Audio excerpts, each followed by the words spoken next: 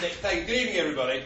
I am not a licensee, though I do feel highly qualified to speak in a meeting at which we're discussing pubs. This is not just because of what some of the Sunday tabloids say about me, but because I have consistently, for the last 10 years in a row, under my Who's Who entry, under Hobbies and Recreations, put proper English pubs, and I put that because I damn well mean it. The expression, every pub's a parliament, that Nick used, I think I was the father of that particular phrase, but no matter. And it's right. You know, I've been talking nonsense in pubs for years, and I want to go on doing it. My village in Kent had 2 pubs, one closed a fortnight ago. And I love to go to the pub, especially on Sunday lunchtime, but I must admit, if it's raining hard now, I don't go, because I'm not prepared to stand outside and smoke. You know, when I go for a drink, I like to have a smoke. It doesn't make me very unusual. There's about 12 million people like me in this country. So the smoking ban, I can't talk about. You know, the deal with the breweries being greedy, that's for you guys to talk about. But I can talk about the smoking ban, and I can talk a bit about community. Because the whole point about this party and why we're here is we feel, and we felt right at the beginning, that our professional career politicians are not standing up for this country, for the interests of this country, and not putting our interests first. And so really our fight against the smoking ban and our fight for the community pub is just part of the overall ethos of this party. As far as we're concerned, it's not for governments to tell us whether we hunt foxes or smoke cigarettes in pubs. That's for us to decide as freeborn people. We want much more freedom in our lives and the responsibility that goes with that. And I frankly, I don't know about you, but I feel that everywhere we go, we're told what we can't do. There are signs everywhere forbidding us from doing things. Speed cameras, CCTV. I mean, if all of it was reducing crime and making Britain a better place to live in, we might just about accept it. But it's not, is it? It's not. It's naturally law-abiding people that finish up getting fined. And I must say, I thought, Nick, the fine that was imposed upon you, I mean, when you read in the paper of some of the terrible things that go on in this country, you know, violent assaults, sexual assaults, and people serving 2.5 years in prison and they're out, and yet allowing a few old pensioners to smoke in the corner is £11,500, just shows you how disproportionate all these things are.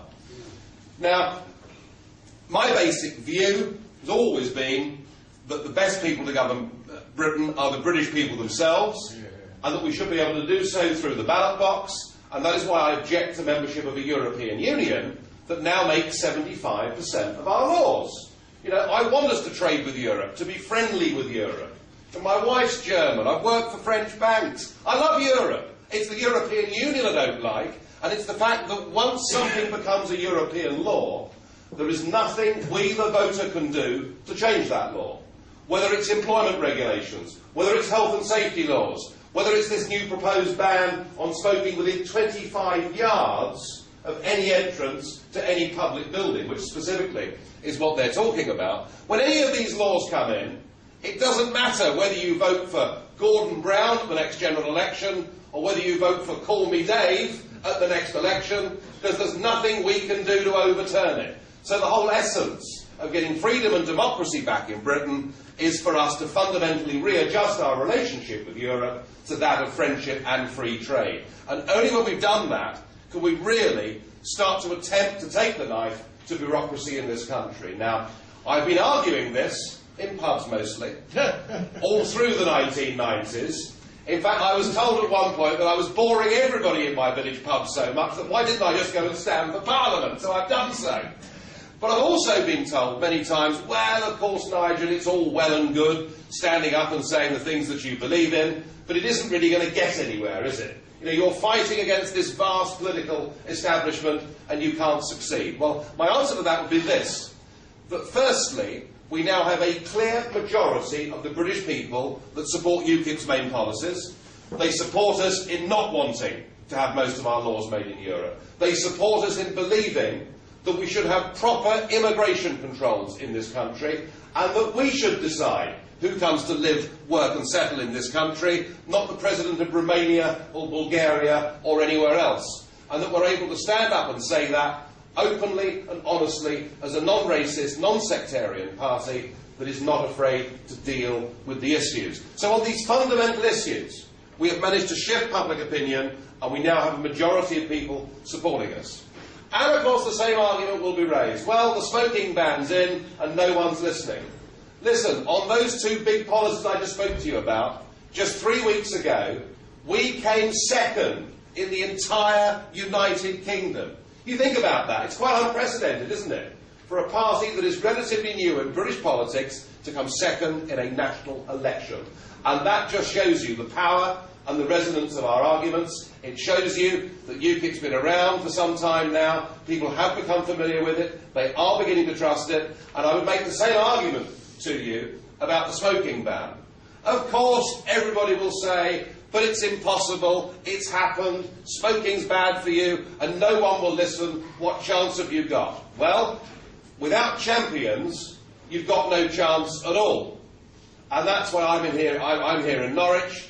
I'm very happy to be backing Glenn Tingle and backing his campaign. Glenn's not a smoker, he's a marathon runner, for goodness sake. But he believes in freedom of choice. And I do honestly believe that if we get Glenn elected at this by-election, this community, these communities I should say, in this constituency of Norwich North, will have somebody who's prepared to stand up and fight for them, and that's why I'm here tonight, Glenn. I'm very happy to speak for you. And on the issue of smoking, don't think it's hopeless. Don't think that because we are where we are, it's impossible, and there's no chance things will be changed. Remember that we've been through all this before. It was called the English Civil War. And we had a slightly arrogant king. I mean, I suppose I tend towards the royalist side of the argument, but he was a slightly arrogant king, and they did, in the end, of course, chop his head off. But these religious nutcase Puritans that took over the country became more and more excessive. So excessive did they become that in 1658 it even became a criminal offence, an imprisonable offence, for any family to be found celebrating Christmas. And it happened. You know, houses were raided, and if there were decorations up over the mantelpiece, the chap was taken off to the local slammer. That's how mad Puritanism became back in the 17th century. And within a few short years, the Puritans had fallen, and we fell into that period that Hogarth and others painted so well. We fell into a period of completely unrestrained, licentious and bawdy behaviour. Now, I'm not suggesting that UKIP necessarily wants us to go back to that sort of period, but I am suggesting to you that if you do stand up and fight for what you believe in, and if you find some appropriate champions to stand up and fight for your values, that absolutely anything is possible. We had a fantastic result 4 weeks ago. We're winning some big national arguments in this country.